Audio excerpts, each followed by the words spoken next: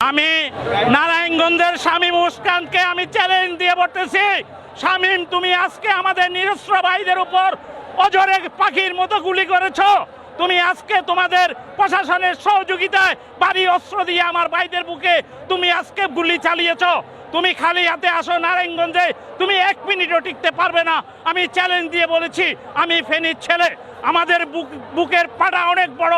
তুমি নারায়ণগঞ্জের ছেলে, আমাদের হাজার হাজার ভাই তোমার সাথে খেলতে রাজি আছে। তুমি কত বড় প্লেয়ার হয়েছো তোমাকে আমরা দেখিয়ে দেব।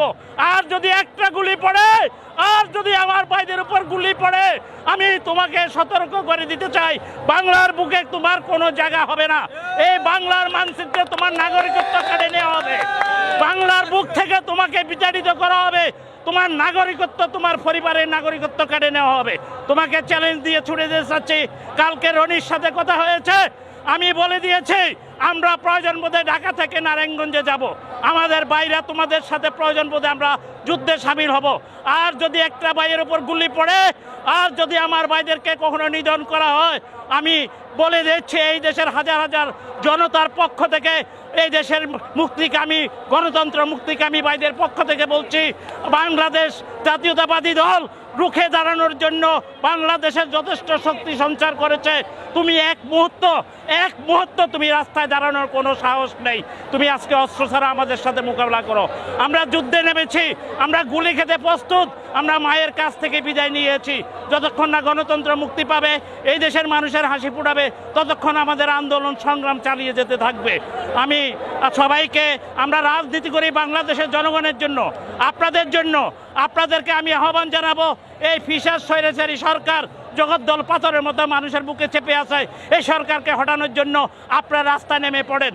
গত 14টা বছর আপনারা কি ভোট দিতে পেরেছেন? আপনাদের ভোটাধিকার কেড়ে নিয়েছে। নতুন প্রজন্ম ভাইয়েরা যারা তোমরা 18 বছর হয়েছ, গত 14টা বছর ভোটার হয়েছ, তোমার জীবনের অনেক শখ ছিল তুমি তোমার সরকার প্রধানকে, তুমি তোমার নেতা নির্বাচন করবে। এই স্বৈরাচারী পিশাচ সরকার তোমাদের সেই বাক স্বাধীনতা হরণ করেছে।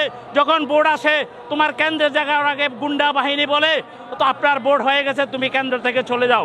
যখন তুমি না যাও, তোমার মাথার উপর হকি স্টিক দিয়ে বাড়ি দেয়, কিরিচ দিয়ে কোপ দেয়, তোমাকে রক্তাক্ত করে। আমরা যখন মরতে চেয়েছি, আমরা মরবো, তবে লড়াই করে মরবো। এই প্রতিজ্ঞা নিয়ে তোমরা ইনশাল্লাহ আগামী নির্বাচনে ভোট দেওয়ার জন্য প্রস্তুত নাও। এই সরকারের অধীনে আর কোনো নির্বাচন হবে না। এই চোর ভোট চোর শেখ হাসিনার অধীনে আর বাংলার বুকে কোনো নির্বাচন হবে না। তো আমি আরেকটা কথা বলতে চাই, এই দেশের জনগণ আজকে দেওয়ালে ফিট থেকে গেছে। জনগণ এতদিন বয়ে কথা বলে নাই, জনগণ মাঠে নামার জন্য প্রস্তুত নিয়েছে। হাজার হাজার লক্ষ লক্ষ জনতা আজকে বিএনপি র্যালিতে সামিল হয়েছে। এখানে বিএনপি নেতাকর্মী ছাড়া বাইরের অনেক জনসাধারণ আজকে আমাদের মাঝে সামিল হয়েছে। আমি সবাইকে অভিবাদন জানাই। আজকে মানুষ আন্দোলনের জন্য প্রস্তুত নিয়েছে, মানুষ দেওয়ালে ফিট থেকে গিয়েছে। এই সরকারকে যতক্ষণ না হটাতে হবে। আর এই সরকারের মন্ত্রী পরিষদে কিছু মতিভ্রম মন্ত্রী আছে, আপনারা দেখতে পাচ্ছেন। এক মন্ত্রী বলে দেওয়াল ধাক্কা দিয়ে বিএনপি দেওয়াল ফেলে দিয়েছে, আর এক মন্ত্রী বলে আওয়ামী লীগ সরকারকে ক্ষমতা বসার জন্য আমরা ইন্ডিয়াকে আমি বলে আসছি। সে আবার বলে ইন্ডিয়ার সাথে আমাদের স্বামী স্ত্রীর সম্পর্ক। আপনারা জানেন উদ্ভট মতিভ্রম অটিজম, সেই আপনাদের কিছু লোককে রাষ্ট্রীয় ক্ষমতা বসিয়েছে, তারা আজকে রাষ্ট্র পরিচালনায় ব্যর্থ। আজকে হাস্যকর কিছু পাগল ছাগলকে রাষ্ট্রের দায়িত্ব দিয়ে জনগণের জীবন নিয়ে ছিনিমিনি খেলছে। তাই আমরা ঝাঁপিয়ে পড়তে হবে। আমরা এই স্বৈরাচার এই সরকারের বিরুদ্ধে, এই মতিভ্রম এই কিছু মন্ত্রীর বিরুদ্ধে, নেতার বিরুদ্ধে রুখে দাঁড়াতে হবে। তারা আমাদের স্বাধীনতা সার্বভৌমত্বকে আজকে হুমকির সম্মুখীন করে ফেলছে। এই দেশ স্বাধীন করেছেন আপনারা, এই দেশ স্বাধীন করেছে আমাদের পূর্বপুরুষেরা। আমরা এই আমাদের মানচিত্রকে কোনো পরাধীন শক্তির কাছে আমরা মাথা নত করতে দেব না। আপনাদের সবাইকে ধন্যবাদ। আসসালামু আলাইকুম ওয়া রাহমাতুল্লাহ। আমি ওয়াহিদুল্লাহ মজুমদার মানিক, আমি কোকো সিটি কেন্দ্রীয় সংসদের সাংগঠনিক সম্পাদক, ফেনী জেলা বিএনপির সাবেক সদস্য, অন্যতম সাবেক সদস্য, ঘোষণা উপজেলা বিএনপির বর্তমান সম্মানিত সদস্য, আহ্বায়ক কমিটির সাবেক ভাইস প্রেসিডেন্ট। আমি কেন্দ্রের রাজনীতি করি। গত ফেনী এক জাতীয় সংসদ নির্বাচনে আমি মনোনয়ন প্রত্যাশী ছিলাম।